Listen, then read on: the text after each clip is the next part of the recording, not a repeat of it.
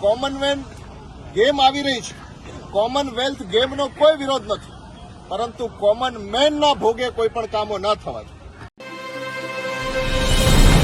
જય જય ગરવી ગુજરાત. આપણા મૂળ સરદાર પટેલ સ્ટેડિયમ અત્યારે જે નરેન્દ્ર મોદી સ્ટેડિયમના નામે જાણીતું બન્યું છે, એ મોટેરા વિસ્તારમાં બળદેવનગરની ચાલી ખાતે અહીંના સ્થાનિક રહીશોને મળ્યા. આપ આ જોઈ શકો છો મલબો.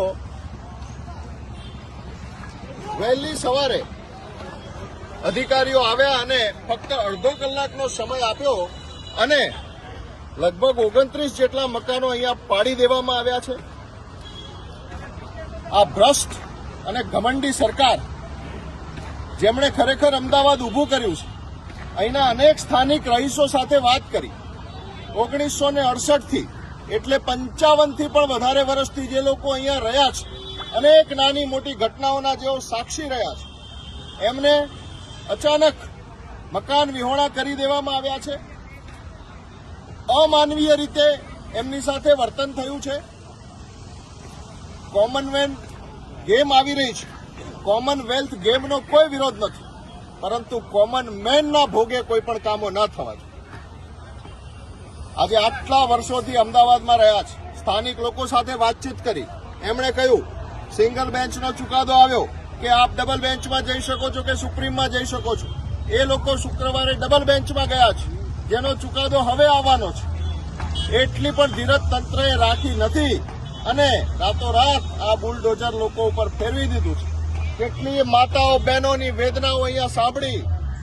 કોઈના ઘરમાં બીમારી છે, કોઈના ઘરમાં પરીક્ષાઓ ચાલે છે, કોઈ હજી ઘર શોધ્યા નથી.